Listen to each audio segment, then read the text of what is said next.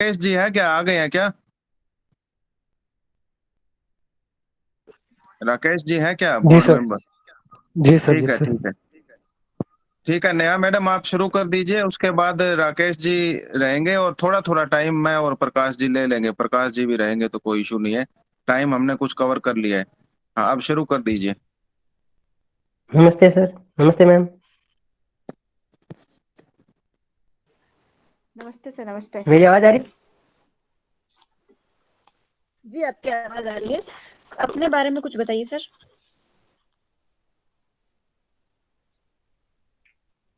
Ma'am मैं belong करता हूँ और मैं अपनी विद्यालय आवाज कट रही है, से आपको आवाज आ रही है क्या हनुमान जी, बाकी मेंबर्स आपकी को? आवाज़ नहीं सही आ रही है। ज्ञान आपने क्या ये कुछ लगा रखा है क्या आपने ब्लूटूथ वगैरह? सर। ये ब्लूटूथ वाला नहीं स्पीकर सर, ईयरफोन है। लगे। आवाज़ आपकी नेटवर्क प्रॉब्लम लग रही है मेरे को। सर एक बार आप वीडियो बंद करके देखो हनुमान जी। ईयरफोन हटा दीजिए, वैसे कर ईयरफोन हटा देख लीजिए लीजिए।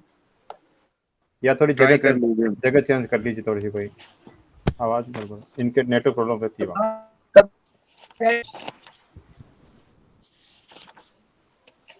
Hello sir. हेलो नहीं आ रही सर। हेलो।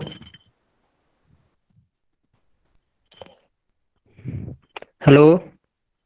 अब आ रही? हाँ, आवाज आ रही है अभी। हाँ, हाँ। हाँ मैम, मैं बाड़मेर डिस्ट्रिक्ट से बिलोंग करता हूँ और मैंने अपनी 10th और 12th क्लास जवाहर नवोदय विद्यालय जशनपुरा जिला जालोर से की है। और 2011 और 2013 में। और मैंने अपनी ग्रेजुएशन जयनारायण व्यास विश्वविद्यालय जोधपुर से 2016 में की है। और वर्तमान में मैं वर्ष 2018 से आर्थिक और सांख्यिकी विभाग बाड़मेर में संगणक पद पर कार्यरत हूँ। और मेरी हॉबी कबड्डी खेलना और कबड्डी के मैच देखना है। अच्छा, ठीक है। हनुमान जी, आप जयनारायण व्यास यूनिवर्सिटी से पढ़े हुए हैं। आप बता सकते हैं कि जयनारायण व्यास जी एक बहुत ही फेमस इलेक्शन था जो हार गए थे कुछ वोटों से। आपको वो नंबर ऑफ वोट्स ध्यान है, कितने वोट से हारे थे वो?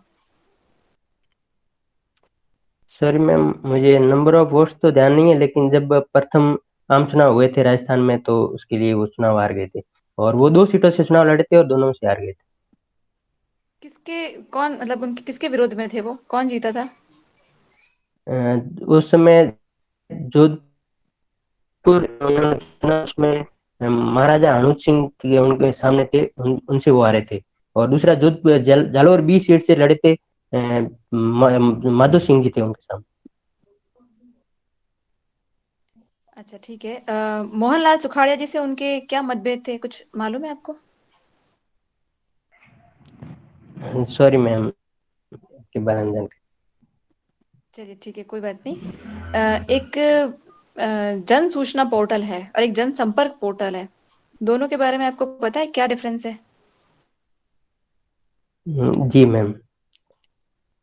मैम, जो जनसंपर्क पोर्टल है उसके तहत कोई भी व्यक्ति अपनी शिकायत दर्ज करवा सकता है। और इसका संचालन मुख्यमंत्री कार्यालय के माध्यम से होता है। और प्रत्येक विभाग से संबंधित जो आम जन की शिकायतें होती है, योजनाओं से संबंधित या कोई भी शिकायत है, उसको दर्ज करवाया जा सकता है। और उसके लिए टोल फ्री नंबर 181 है, उस पर शिकायत दर्ज करवाई जा सकती है। और दूसरा जो जन सूचना पोर्टल है वो हाल ही में सरकार ने लॉन्च किया है, जिसके तहत किसी भी विभाग की सूचना है वो उस विभाग के द्वारा प्राथमिक रूप से उस पोर्टल पर अपलोड की जाएगी। और उससे सूचना कोई भी व्यक्ति उससे सूचना प्राप्त कर सकता है। तो ये सूचनाओं का प्रचार करने के लिए या फिर सूचनाओं का एक जगह करने के लिए जन सूचना पोर्टल जो कोरोना के लिए जो टोल फ्री नंबर है वो आपको पता है कौन सा है? है। Sorry ma'am. आप कॉलर ट्यून सुनते हैं, किसी को फोन कर देते तो एक लंबी सी कॉलर ट्यून पूरी सुनाई देती है। जी मैम। कभी आपने गौर किया उस कॉलर ट्यून पे क्या बोलते हैं? उसमें वो कोरोना का टोल फ्री नंबर बताते हैं। जी मैम, आप टोल अब फ्री की नंबर बार बताते फोन हैं करें लेकिन। तो जरूर सुने। अच्छा, ये बताइए कि एसडीएम और जी एसडीओ में मैम। क्या अंतर है? मैम, जो ये एक ही पद के नाम होते हैं, लेकिन उनकी जो उनके पास जो पावर्स रहती है या जो शक्तियां अधिकार रहते हैं उनके आधार पर इनका वर्गीकरण है। जैसे एसडीएम होता है वो न्यायिक शक्तियों के आधार पर, उसका नाम एसडीएम मजिस्ट्रेट होता है। और दूसरा जो एसडीओ है वो विकास कार्य या सामान्य प्रशासन संबंधी जब वो कार्य करता है तो एसडीओ के रूप में कार्य करता अगर आपको बाड़मेर का एसडीएम बना दिया जाए तो वहां पे टूरिज्म डेवलपमेंट के लिए आप क्या क्या कदम उठाएंगे? है। जी मैम, बाड़मेर में पर्यटन की बहुत अधिक संभावना है, पर्यटन विकास की।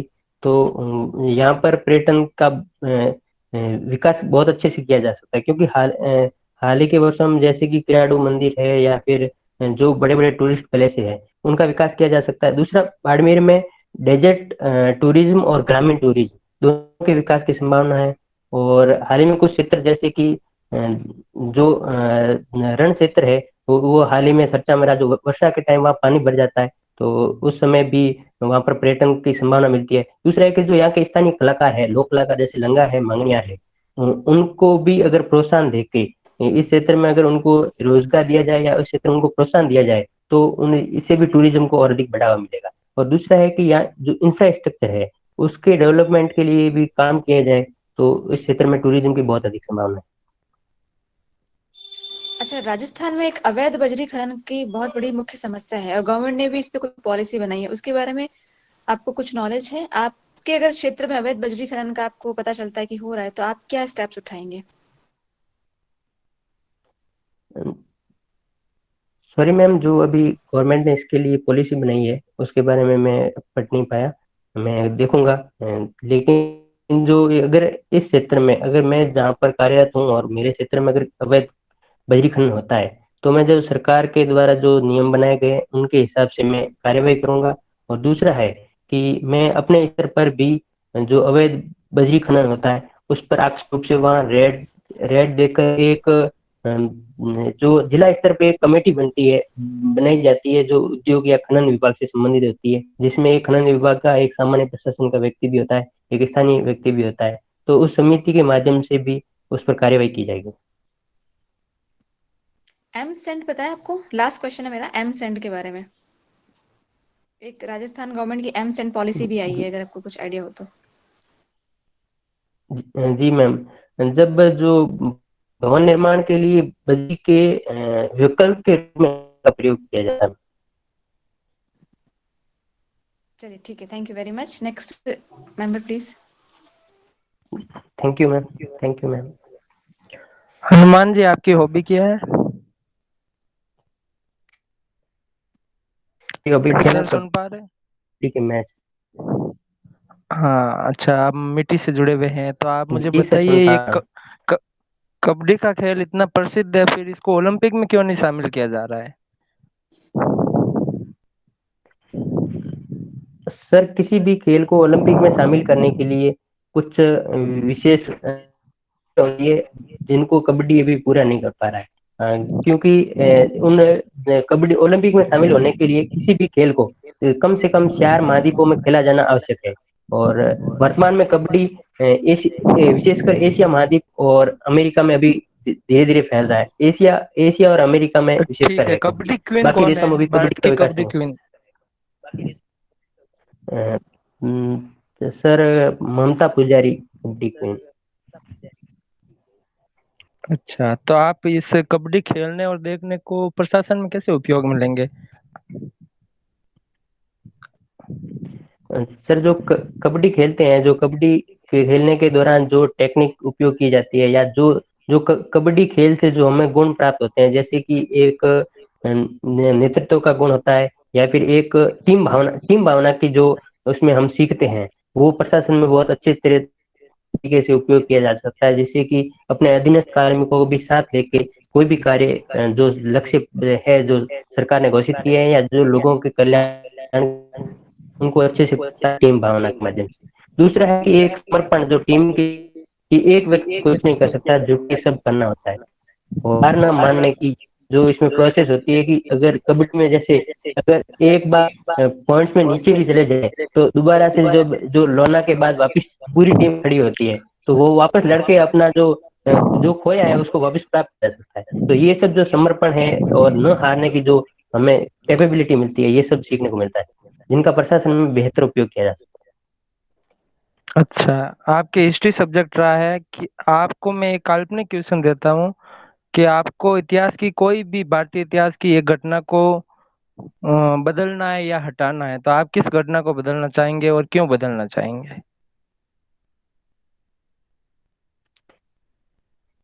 सर अगर मुझे किसी एक घटना को बदलना है तो मैं जो अंग्रेजों का यहाँ भारत में शासन हुआ उसमें जो प्लासी और बक्सर के युद्ध थे उनको मैं मेरे हिसाब से अगर बदलना है तो मैं कोशिश करूंगा कि उनका जो भारतीय उनकी विजय अंग्रेजों की उसमें हार होनी चाहिए। आवाज आ रही है सर? तो इससे तो भारत का जो विकास हुआ था, जैसे रेलवे वगैरह, ये दूसरा विकास औद्योगिक विकास हुआ था, जी औद्योगिक क्रांति का असर हमारे यहाँ पर आया था, और उसके भारत तो पीछे चला जाएगा फिर। नहीं सर, ये समय के साथ किसी भी देश में समय के साथ आधुनिकीकरण अवश्य भाई होता है और उसमें भारत भी पीछे नहीं रहता इस मामले में। तो धीरे धीरे टेक्निक और ये सब आ जाती है, अंतरराष्ट्रीयकरण होता है तो टेक्निक वगैरह सब आ जाती है। तो ये अंग्रेज इस समय वहां शासक थे तो अंग्रेजों के कारण हुआ, लेकिन अगर भारतीय शासक होते तो उसमें भी होता। उससे पहले भी जैसे कि सड़कों का निर्माण है, जैसे शेरशाह सूरी के काल में हम देखते हैं कि सड़कों का विकास हुआ था या नहरें बनाई गई थी फिरोज तुगलक के काल में। तो ऐसे कई जो विकास कार्य हैं जो धीरे धीरे भारत में प्रारंभ हो चुके थे और ठीक है, मेरा आधुनिक अंतिम समय में क्वेश्चन आगे आपसे जैसे जैसे औद्योगिकरण बढ़। जी सर। मेरा अंतिम क्वेश्चन है, आपके पद का नाम है कंप्यूटर। आपको ये थोड़ा हास्यास्पद नहीं लगता क्या जी सर। कि आप काम कुछ और करते हो और आपके पद का नाम कंप्यूटर रख दिया गया? सर जो पद का नाम से ज्यादा इम्पोर्टेंट होता है उसका काम सर, मैं ये मानता हूँ। और मुझे लगता है कि हमारा जो काम है कि गणनाएं करने से, क्योंकि आर्थिक और सांख्यिकी विभाग में यही काम होता है और हमारे फील्ड का काम होता है कि विभिन्न प्रकार की गणनाएं करना या कोई सर्वेक्षण करना। तो जो एक कंप्यूटर जो करता है वो काम एक हम मनुष्य होते हुए इसी तरह के जो आंकड़ों की गणनाओं से संबंधित कार्य करते हैं, तो मुझे लगता है कि ये उचित ही नाम है। Next member please. Thank you sir. Hello.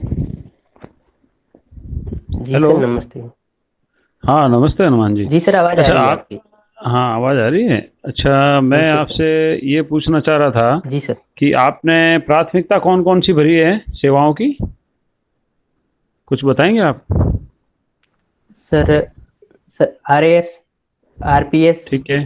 ठीक है। और राजस्थान राजस्थान परिवहन सेवा और फिर ठीक है। राजस्थान आबकारी सेवा सामान्य और उसके बाद राजस्थान तहसीलदार सेवा और बाद सर राजस्थान ग्रामीण विकास।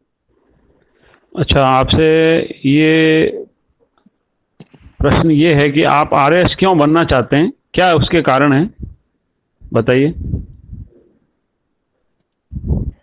सर प्रारंभ से RS बनने के लिए सर प्रशासन में आने के लिए मुझे सर प्रारंभिक प्रेरणा तो मेरी स्कूल के दौरान मिली थी, जिसमें कि हमारे जो एलुमनाई मीट होती है जिसमें सीनियर जो भैया जो पास आउट होके फिर सक्सेस होने के बाद वापस वहाँ आते हैं, एकजुट होते हैं। तो उनमें मैंने जब अध्यक्षता के रूप में एक हमारे सीनियर भैया थे जो उस एलुमनाई मीट की अध्यक्षता कर रहे थे और वो एक प्रशासनिक जो एक वीडियो थे जो वो प्रशासनिक क्षेत्र से आते, तो उनका मैंने वहाँ मान सम्मान देखा और फिर उनके जो भाषण मैंने सुना उससे मैं उनके व्यक्तित्व से प्रभावित हुआ।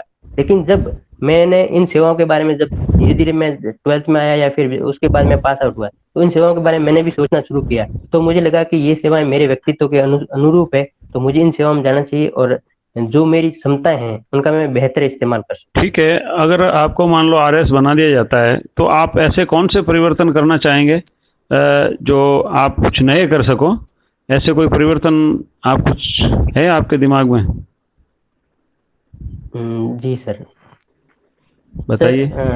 मैं पहला RS बनने के बाद मेरा पहला कार्य तो यही होगा कि जो सरकार के द्वारा जो योजना चलाई जा रही है उनका मैं बेहतर अपनी ओर से मैं बेहतर क्रियान्वयन करने का प्रयास करूं और उसमें मैक्सिमम अपना इनपुट दूं और आउटपुट प्राप्त करूं। दूसरा मैं ये प्रयास करूंगा अगर मेरी ओर से कुछ पहल के रूप में कहूँ तो मेरा जो इस सेवा का जो अनुभव है जिसमें मैंने इन आंकड़ों का विश्लेषण से संबंधित या जो भी सर्वेक्षण से संबंधित हम सर्वेक्षण के दौरान जिस तरह से गांव में जाते हैं ढाणियों में प्रत्येक घर में जाके सर्वेक्षण करते हैं, तो मुझे वास्तविकता पता है कि लोगों की क्या वास्तविक समस्या रहती है। तो मैं उसके लिए एक व्यापक रूप से लोगों का जो ये इनसे संबंधित जो एक सर्वे के माध्यम से मैं उनसे जो समस्या है या उसके लिए एक विशेष योजना भी लाई जा सकती है, जिससे कि उन लोगों का कुछ कल्याण का या उनको कुछ फायदा हो इस तरह की उस क्षेत्र के लिए। ऐसा मैं कार्य अच्छा करने का प्रयास करूंगा। अच्छा, आप कबड्डी आदि खेलों के लिए कुछ करना चाहोगे या नहीं?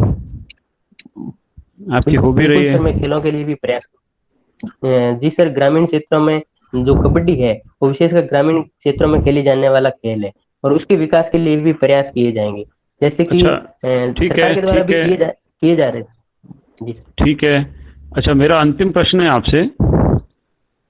वर्तमान में अमीरी और गरीबी की खाई काफ़ी बढ़ रही है और 73% जो हमारी संपत्ति है पूरी दुनिया की, वो केवल 1% लोगों के पास में है। आप मुझे बताइए कि ये गरीबी की खाई को कम किए जाने के लिए क्या उपाय किए जाने चाहिए ताकि आय की असमानता कम हो और लोगों में असंतोष कम हो और गरीबी जो है उसका स्तर कम हो। जी सर, इसके लिए सरकार वैसे प्रयास कर रही है कि जिस तरह से जो आर्थिक नीतियां बनाई जाती है उसमें जैसे राजकोषीय नीति हो जिसके तहत जो करापात होता है, मैंने इसमें पूरी मतलब कि मेरे प्रश्न को आप सुनिए हनुमान जी, एक मिनट थोड़ा सा सुनिए। मैंने पूरी दुनिया के लेवल की बात की है, उसके बारे में थोड़ा सा उस संदर्भ को आप थोड़ा ध्यान रखिए। ठीक है। जी सर। सर, उसमें यही प्रयास होना चाहिए कि जैसे कर से संबंधित है या फिर वेलफेयर के कार्य, जो अमीर लोग हैं उनको इसके लिए प्रोत्साहित किया जाना चाहिए कि वो गरीब लोगों के भले के लिए जैसे विभिन्न प्रकार के जो संगठन है उनके माध्यम से वो कार्य कर रहे हैं। तो इसके माध्यम से एक ये कार्य हो सकता है कि जो गरीब है उसका भी विकास हो सकता है। जैसे सरकार कर की जो नीतियां विभिन्न सरकार को विश्व की प्रत्येक सरकार के द्वारा ये प्रयास किया जाता है कि वो कर की ऐसी नीतियां बनाई जाए जिससे कि उससे जो अमीर लोग हैं उनसे कर अधिक प्राप्त करके जो गरीब है उनमें उनके विकास के लिए इन पर जो सामाजिक कल्याण की योजनाएं हैं या उनके आर्थिक विकास की योजना है उन पर खर्च किया जाए, जिससे कि जो गरीब है वो भी अधिक गरीब ना हो, उनका भी जीवन स्तर अच्छा हो और जो अमीर है उनका जो अतिरिक्त उनके पास जो संसाधन है उनका वो बेहतर इस्तेमाल लोगों के हनुमान कल्याण जी, के लिए हो ऐसी ऐसी नीतियां जहाँ तक मैं सोच रहा हूँ चल रही है, फिर भी ये जी सर। गरीबी कम नहीं हो रही है। इस तरह की जो खाई जिस प्रकार का मैंने पूर्व में उल्लेख किया है वो कम नहीं हो रही है। तो इसके कुछ विशेष आप कारण बता सकें तो बताइए।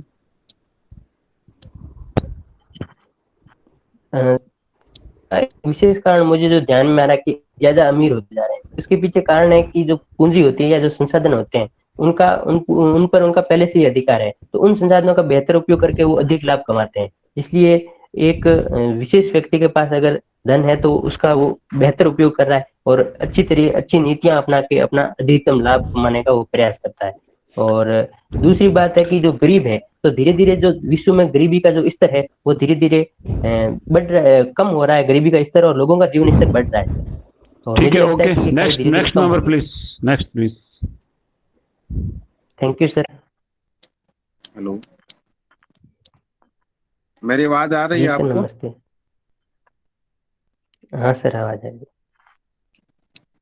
अच्छा, आप ये बताइए कि मान लीजिए आप किसी क्षेत्र के एसडीएम हैं और आपको ये सूचना मिलती है कि आपके क्षेत्र में किसी व्यक्ति को वैक्सीन दी गई थी कोरोना की और वैक्सीन मिलते ही कुछ ही समय में उसकी मृत्यु हो गई 1-2 घंटे में। तो ऐसी स्थिति में आप क्या कार्य करेंगे, बताइए, मुझे विस्तार से बताइए।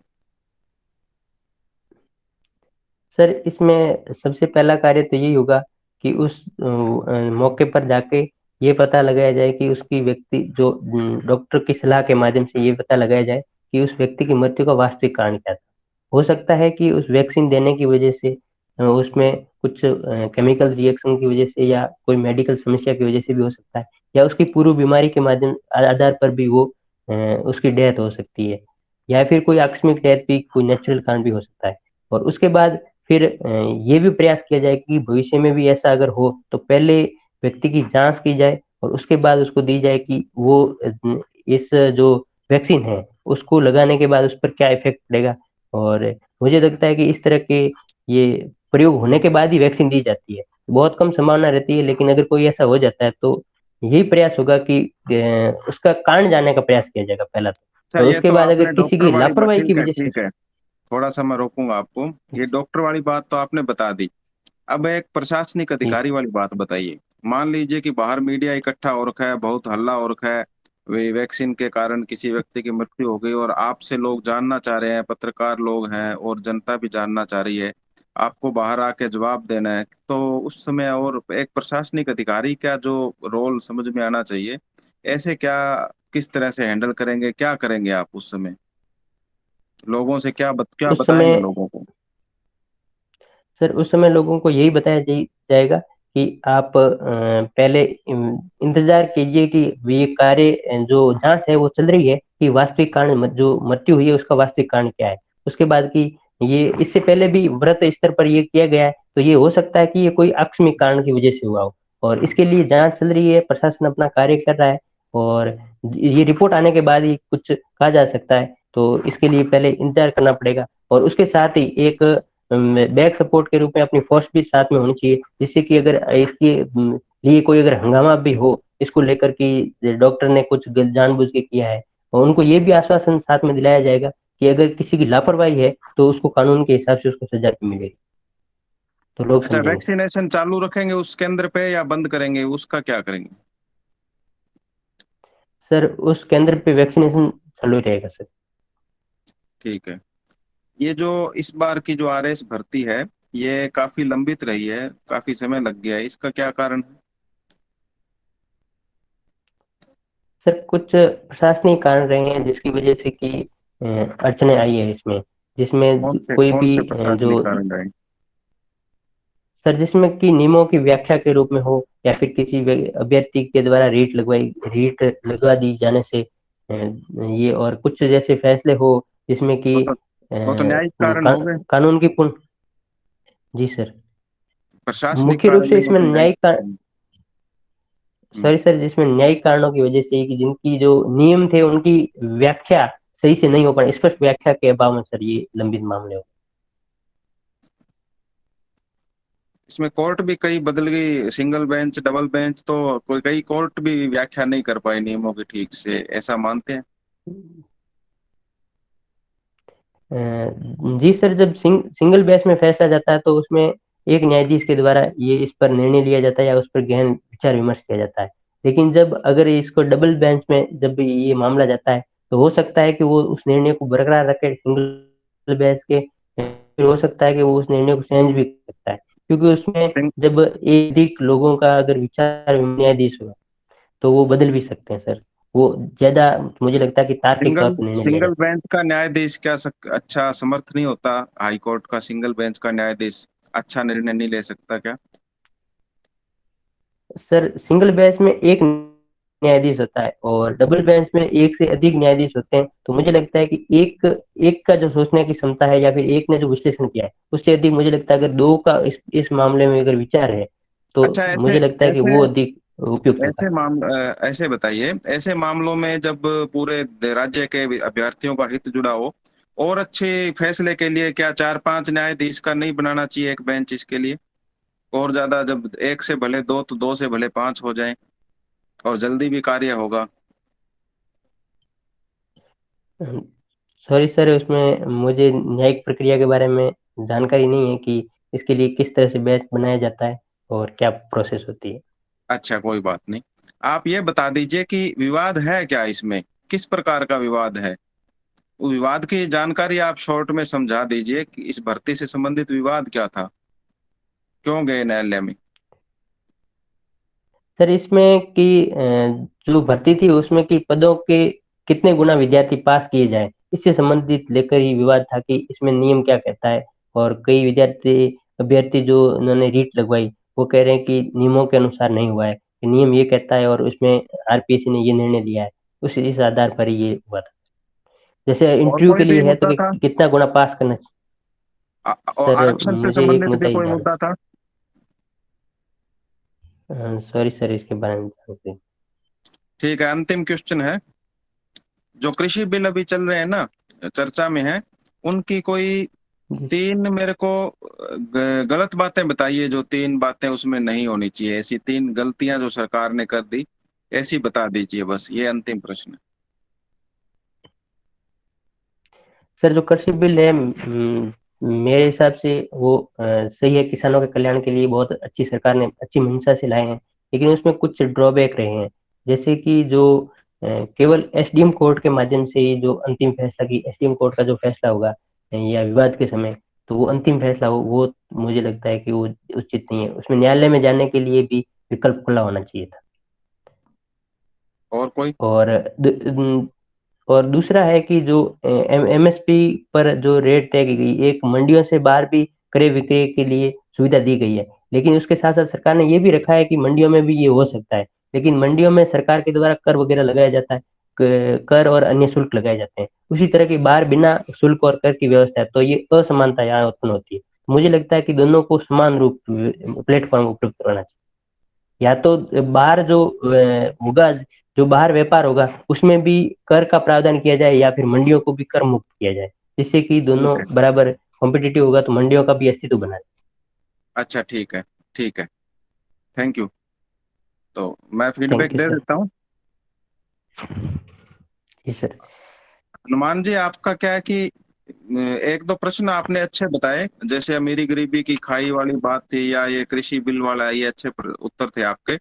लेकिन आप जो है उत्तरों को विस्तार बहुत ज्यादा दे रहे हैं, तो उसमें क्या है, जो मेन जो अच्छा मसाला है ना, वो भी थोड़ा छिप जाता है जब अगर हम एक्स्ट्रा उसमें ज्यादा शब्द डाल देते हैं तो। और जब बताने चल जी जाते हैं भूमिका, हर प्रश्न के जवाब देने से पहले आप उसकी भूमिका भी बना देते हैं, लंबा खिंच जाता है। आप इंटरव्यू को दोबारा सुनेंगे तो इस दृष्टिकोण से सुनना, तो आपको पता चलेगा कि उनके छोटे जवाब भी हो सकते थे, जिससे लंबे जवाब होने से क्या है, बोर्ड को बोरियत महसूस ना हो, है ना। तो जी क्वेश्चन आपने बाकी ठीक बताए हैं। और जैसे एल्यूमिनी आपने बताया था, जैसे मैं उदाहरण के तौर पे बताऊं, प्रेरणा आपको मिली एल्यूमिनी मीट, तो आपने पहले ये बताया कि एल्यूमिनी मीट हुई थी, फिर आपने ये बताया कि एल्यूमिनी मीट होती क्या है, जब वो दोबारा से आके मिलते हैं उसको, वो एल्यूमिनी मीट होती है। ऐसे आपने स्टेप बाय जी जी स्टेप सर। बहुत सारे सेंटेंस बताए। आपको इसमें ये कहना चाहिए था सर, एक बार एक एलुमनी मीट में ऐसे हमने उनको बोलते सुना, उससे हमें सुन के बड़ा अच्छा लगा उनका, और हम मैं प्रभावित हुआ। उसके बाद मैंने और भी जानकारी जुटाई, तो मेरी रुचि बढ़ती गई इन सेवाओं में, इसलिए मैं इस तरफ प्रयासरत हो गया। बस 2-3 लाइन में आप जी खत्म कर जी सर। दीजिए ना। और जी कृषि जी बिल की सर। भूमिका में भी आपने, मैंने पूछा 3 अच्छी बातें बताइए या बुरी बताइए, आपने कहा था वैसे तो इसमें सब अच्छी बातें हैं लेकिन कुछ कमियां भी है। इन चीजों को बताने की जरूरत नहीं है। जब पूछा 3 बातें, तो बात नंबर 1 शुरू कीजिए सीधी, है ना। तो इससे क्या है, थोड़ा सुधार और हो जाएगा, है ना। थोड़ा ठीक ठीक तराशने है की सर। जरूरत है उत्तरों को। जी जी और कर वाला उत्तर वो अच्छा था, अमीरी गरीबी वाला। तो ये थोड़ा सा आप, है ना, ये शॉर्ट थोड़ा कर लीजिए। और कॉन्फिडेंस आपका अच्छा है पहले से, आपका ठीक है, सुधार है, अच्छा है ना। और नेक्स्ट मेंबर फीडबैक जी दे सर। देंगे। Thank you. हाँ Hanuman ji. Thank you sir. Hello. ये मैं सुधारने का प्रयास करती, मुझे भी ओके, लगा। हाँ सर। ओके। हेलो। जी हेलो। सर। जी सर हनुमान बोलिए। जी। जी सर। हाँ सुन रहे हो? हाँ मैं यूँ कह रहा था, देखिए हाँ एक सर। चीज़ तो हाँ मैं सर, आप आवाज आ रही है, मैं एक बोलिए। चीज़ हाँ सर। एक चीज़ कहूँगा आपको, प्रत्येक प्रश्न को हैंडल करने का जो आपका एक तरीका है वो काफ़ी अच्छा है। और जैसा कि राहुल जी ने कहा, थोड़ा सा विस्तार पूर्वक नहीं और टू द पॉइंट अगर आप बात करेंगे तो आपका वो उत्तर प्रभावी होगा। अ, इसमें कोई संदेह नहीं है कि आप प्रत्येक प्रश्न को आपने हैंडल किया है, लेकिन थोड़ा टू द पॉइंट आइए। और जैसे मैंने आपसे पूछा कि आप आरएस बनने के बाद में क्या करेंगे, तो कबड्डी वैसे ही हमारा पिछड़ा हुआ एक खेल है और आपकी हॉबी रही है, तो उनको थोड़ा सा आप शामिल करते हुए चलें तो आपको वास्तव में लगेगा कि इनकी हॉबी है। बाकी ठीक है, और आप तैयारी करते रहिए। Next member. जी thank you sir. Hanuman ji, जैसे राहुल जी और प्रकाश जी ने बताया, यही मैं भी कहना चाह रहा था कि जैसे मैंने आपको कबड्डी का प्रशासन में उपयोग पूछा था, तो आपने मतलब आपको सीधा सीधा बताना था, 2 या 3 चीजें सीधी पॉइंट टू पॉइंट, जैसे समर्पण है, एकाग्रता है, जैसे आपने जो भी बताई, समन्वय, टीम भावना है, डायरेक्ट बोल देते 3 या 4। मैं अगर पूछता कैसे है, तो फिर जी आपको एलिब्रेट करना है। आप उसको डायरेक्ट एलिब्रेट करने लगे तो मैंने 2 ही सुने, तीसरा सुना ही नहीं आपका। ये चीज है। जी बाकी जी आपने सर। संगणक वाला अच्छा बताया, इतिहास वाला भी ठीक था। बाकी आपके ओवरऑल बहुत अच्छा था। Thank you sir. था, कॉन्फिडेंस आपका बहुत अच्छा था। Thank you. नेहा जी जी हनुमान जी, मेरी तरफ से भी यही सेम फीडबैक है। आपका कॉन्फिडेंस भी अच्छा है, आपके बोलने की शैली भी बहुत अच्छी है, बस थोड़े से आंसर्स लंबे हो रहे थे। बाकी आप उसको प्रिसाइज करेंगे तो आपका इंटरव्यू बहुत ही अच्छा होने वाला है। Thank you Hanuman ji, thank you सभी मेंबर्स को। Thank you ma'am. Modi ji सभी भी हैं मेंबर्स क्या? को थैंक यू। मैं इस पर कार्य करूंगा सर। हाँ सर, मोदी जी